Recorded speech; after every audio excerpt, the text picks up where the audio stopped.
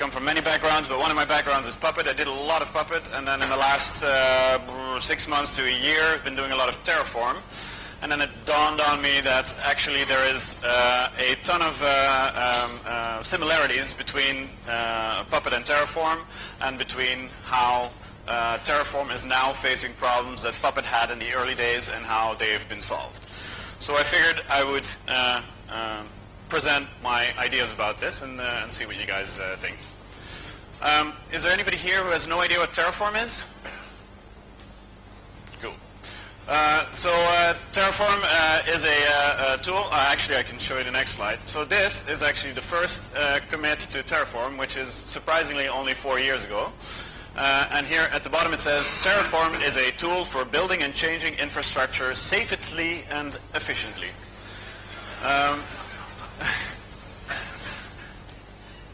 And that's basically what it is. So Terraform is basically a configuration management style tool where you write code to resemble your infrastructure.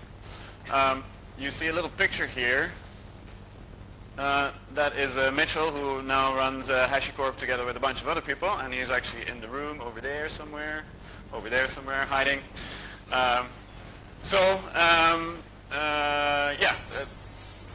I'll go through a bunch of different things that I thought about when thinking about this talk. A bunch of good things. Domain-specific language, a DSL.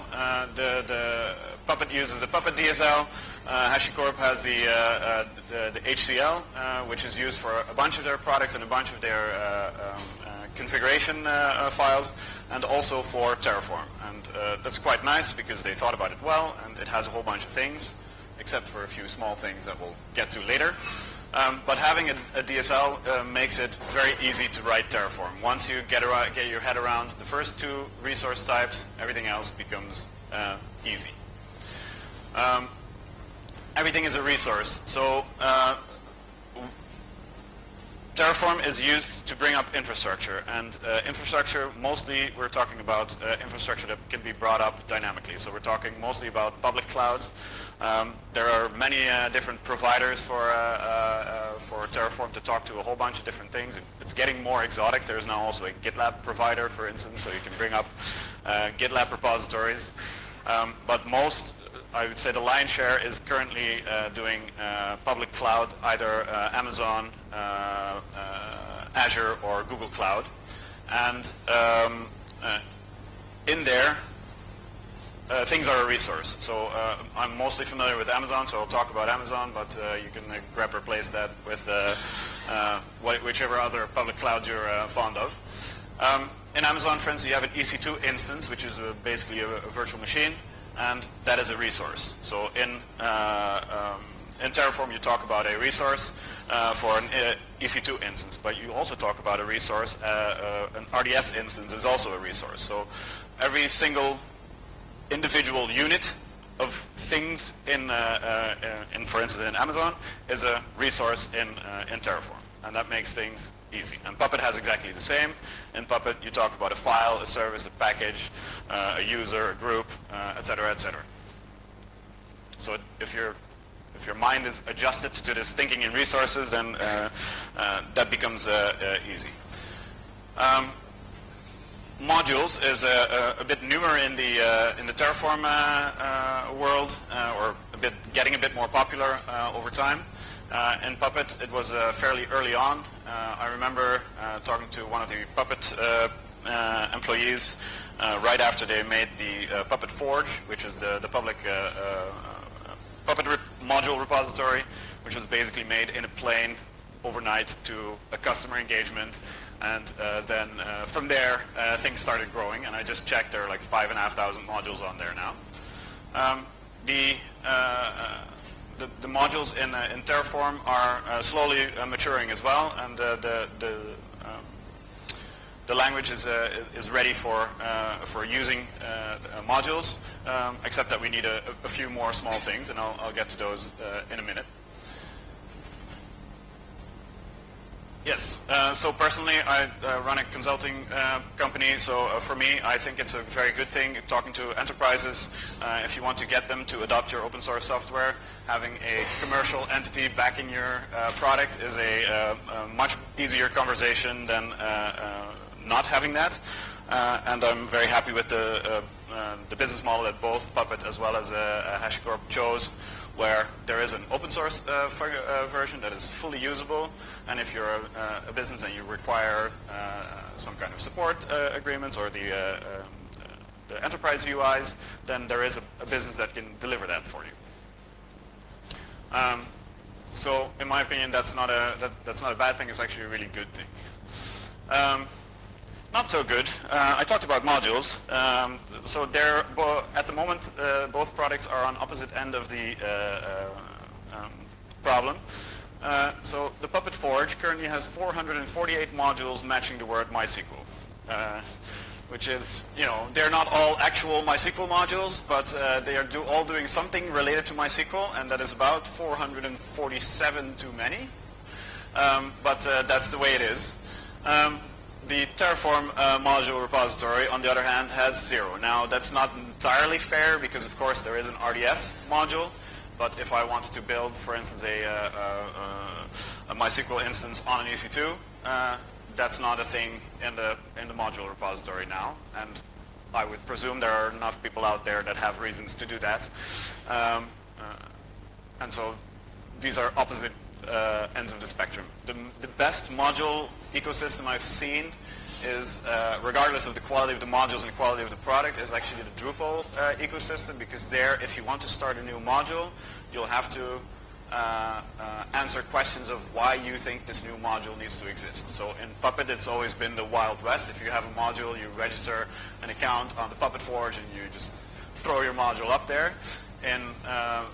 With Drupal, you have to actually, there's a central group of people. I don't know exactly how it works, but you have to actually make a case for, I have this module here and I think it's better than module XYZ, or I think this needs to be there, and only then will it get accepted. And that's actually, it makes for the fact that the Drupal module ecosystem is quite good quality, and you don't have to wonder which one of the 448 MySQL modules you need to be using. If you're using Terraform in a bit larger setups, you will fairly quickly run into the problem of dealing with someone else's code and wondering, I'm looking for this IAM policy or this EC2 instance. Where the hell is it actually defined? You might in the beginning think, okay, this is actually a naming problem because there are no real naming best practices or standards. However, if you think about it a little bit more, and I reached back to Puppet for trying to think of, okay, how did Puppet solve this problem? And that's actually organizing code. One thing that Puppet has that Terraform does not have is classes. And they seem less relevant because a class is a one-on-one in Puppet. In the beginning, there were classes, and you could define a class FOSDEM in a file called config management. That was totally fine. However, after a while, they realized, okay, now nobody can find this class anymore, because if I see the name of the class FOSDEM somewhere, how do I know where it is? Exactly the same problem as in Terraform. However, in Puppet, this was solved by using what they call the auto-loading mechanism. And that means that if I see a class name, I can tell from the class name in which file the class is defined. And that's really useful. So where a class is referenced, the full class name is referenced, and from that class name, I can tell 100% guaranteed where the class is located. Unless you use multiple module paths, but that's it. Let's not go there. In Terraform, there is no such thing, because an EC2 instance resource is an EC2 instance resource, and there is no way of telling where that is being defined. So if you're referencing, let's say, in an EC2 instance resource, you're referencing a security group, there's no way for you to tell where that is actually defined, because someone put that in a file somewhere.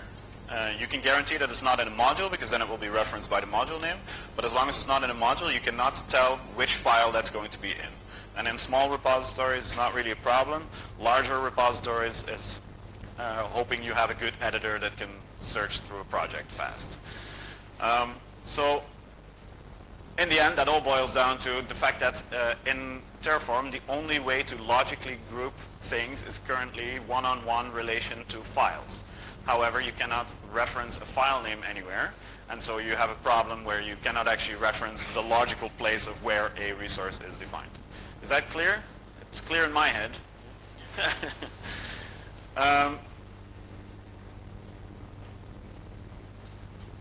One of the other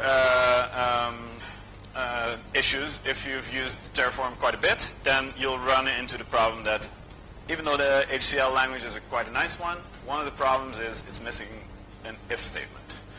And this is a problem that there is a sort of a workaround with a count, where you can set a count to 0 or to 1, but that's not really a full solution for this problem. It's hard to explain, and I tried coming up with code examples that show it, but then I'd massively run out of my 25 minutes. So the problem, the issue is that because you don't have an if statement, standardized modules get really difficult. So if I have a module, let's say I have a module called GitLab that brings up a GitLab instance. I put all my code in that GitLab module. It brings up an EC2 instance, an RDS instance, a memcache, Redis, whatever, all the things that are needed for a proper GitLab setup. But the EC2 instance, do I want to determine for the consumer of the module which AMI they are going to be using, namely this Ubuntu 16.04 LTS AMI, or do I want someone else to be able to push in an AMI ID, and I will just trust that that is okay? I have to, as a module maintainer, I have to choose one of these two. And as a consumer, I want to be able to determine it for myself. So what you end up doing now very often is downloading a module, copying the whole thing, changing it so that it can use my AMI ID, and now we're duplicating code. So this was a problem early on in the Puppet days as well, where you would download a module either from GitHub straight or later on from the Puppet Forge, and you would start modifying it slightly because it didn't do exactly what you wanted it to do. Over time, modules matured, and so that problem mostly went away. Now, if you're writing Puppet code and you need to bring up MySQL, you'd need to be very convincing to convince me that you need to write your own MySQL module. And I'm hoping that we get there with Terraform eventually as well. But an if statement is a very big thing that's missing in that respect. And so there are some other things as well that I didn't want to dive into because there's not really a counterpart towards Puppet. So I'll leave those for now. One of the things that's made the Puppet world much easier, especially in larger environments where larger teams are working on things and sometimes disjointed teams, is a solid testing framework. In Puppet, there is a RSpec Puppet for unit tests and Beaker and ServerSpec for acceptance tests, or for integration tests, and they make it's much easier to rely on your code and to make sure that what you've written works now, and it works next week, and it works next year. In Terraform, this is I searched around, and there are some efforts going on. There's a kitchen Terraform, but it doesn't seem to be widely used at the moment. And having a solid testing framework is obviously much more difficult in a Terraform world, because you're looking at testing. Does this GitLab module bring up successfully the whole GitLab instance? and that will only work in specific conditions. So it's a bit more difficult, but it's not an unsolvable problem, and there's definitely a big space there for someone to come up with a solid way to test, both on a unit test level as well as on a more integration level. Now, slowly, as the modules are becoming a bit more mature and the way of working becomes a bit more mature, things are splitting off into modules. So the recommendations are also appearing that you should, if you're writing a Terraform repository and it has GitLab in it, for instance, then you should split that GitLab off into its own GitLab module and develop that independently and test it independently, so that your main infrastructure, your production infrastructure, or your staging infrastructure only consumes that module and only has to test whether the module works correctly, and not has to worry about the internals of the module bringing up a proper GitLab instance.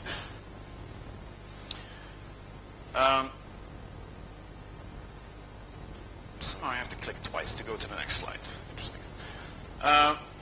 One of the last... Did you walk all the way to the other side to show me that? Don't worry, I'm almost ready. Module management. Almost every other tool has some way to manage modules. So Puppet has a Puppet file, Ruby gems have a gem file, NPM has a package.json, and it's basically, what it boils down to is having a single place that lists which versions of which modules you want to use. Right now, if you're using a module in Terraform, you can specify where you're calling the module. You can specify, I want it to come from this location, and I want this version. But that means that it means a bunch of things. It means that everywhere where you have modules, you need to keep track of where these modules are defined and go and see if there's new versions. So it makes tooling a little bit more difficult. So for instance, Puppet has a R10K, which makes it very easy to deal with a Puppet file. It means that you don't have to distribute your modules with your Puppet code. The other thing is that it makes it more difficult to have an overview of which modules you're using in your infrastructure, and to maybe add one or update one. And having it's a fairly simple thing. I mean, R10K, for instance, on the Puppet side is not rocket science, but it's very convenient to have such tooling available and to have a single place that lists out these are the modules that are being used and these are the versions that are being used. So yeah, that would be really convenient to have. I think that's my list. I intentionally kept this a little bit shorter because I'm also managing the dev room. It's two different things. I didn't vote for my own session, by the way, so I'm not standing here because I like myself so much. Other people thought they wanted to hear this as well. Yeah, so I kept it a little bit shorter. This is my list, and now we have some time for questions.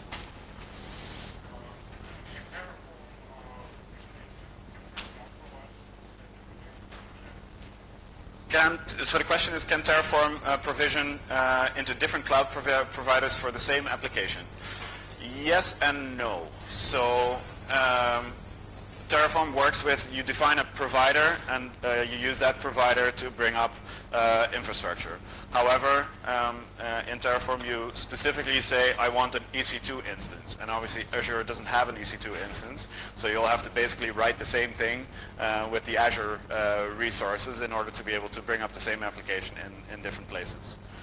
So this is currently still a bit of a thing. When I first started Terraform, I was actually expecting that I could just say I want a instance or a virtual machine, and I could specify which cloud I would like it to be on. But the reality is that if you spend about 3 minutes more thinking, maybe even one, the differences between the nitty-gritty differences between all of these cloud providers are so huge that that's not really an actual possibility.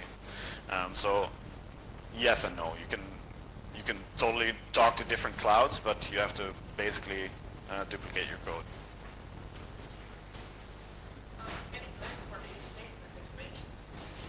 So you have to talk to the guys up there because I'm not writing this stuff. I'm just a user. So I don't know. It's a long-standing issue, so I presume there's work being done on that, but that's not my.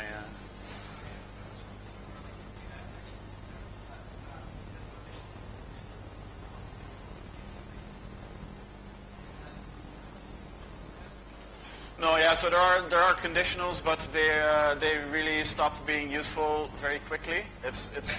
They solve a few problems. But so, for instance, unsetting a variable is impossible. So if you're setting an attribute and you're using a conditional to set the value of that attribute, you can only set it to a value or another value. You cannot set it to a value or nothing. And those things are within no time still not enough.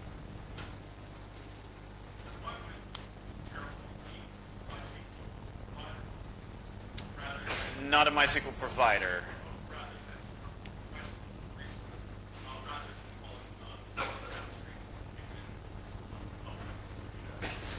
I would say, so just correcting the terminology, so in my opinion it needs a MySQL module. And a MySQL module, for instance, these things are also specific, so a MySQL module for AWS.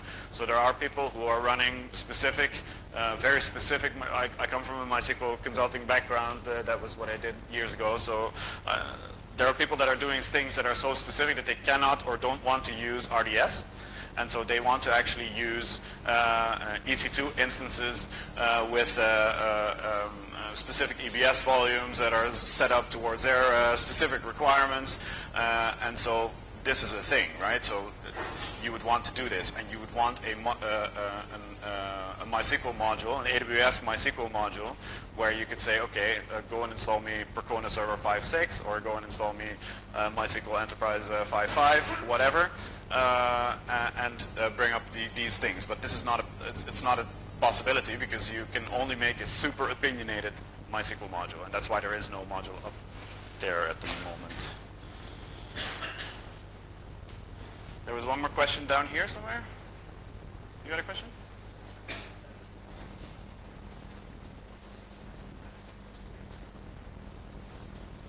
Yeah, so the question is if there's any plans for integrating an if statement. The same plan was over there, so that's not a question I can answer because I don't do that.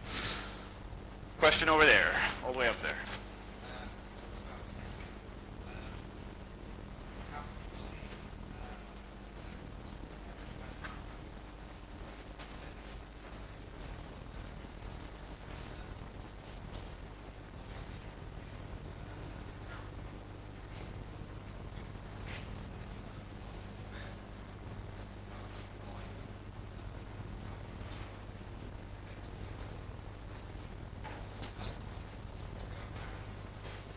So the question is, why would you want something like testing? Because in Terraform, either something succeeds or it fails. This is true, but there are a few problems there. One of the things is that it will only really fail. So there's a Terraform plan, which will look at if your plan is mostly correct. But then during the apply, things can still go sideways very easily. And I don't want that to happen during my apply run. I want to know beforehand that it doesn't work. So if I'm having a GitLab module, for instance, like take the Puppet modules. I take the Puppet Labs MySQL module. It comes with a bunch of tests. So I download the module, I run the tests. If all the tests pass, and there seem to be a decent number of tests, I have a relatively good insurance that this module is doing a reasonable job. In Terraform, there is no such thing right now. So if you have a GitLab module, you have no idea if it's even working. And if it's working for your situation, if you don't have specific problems that prevent it from working. And you'd really want to test smallest units, the smallest units possible individually, so that you can guarantee that each unit individually is working. And then, sorry?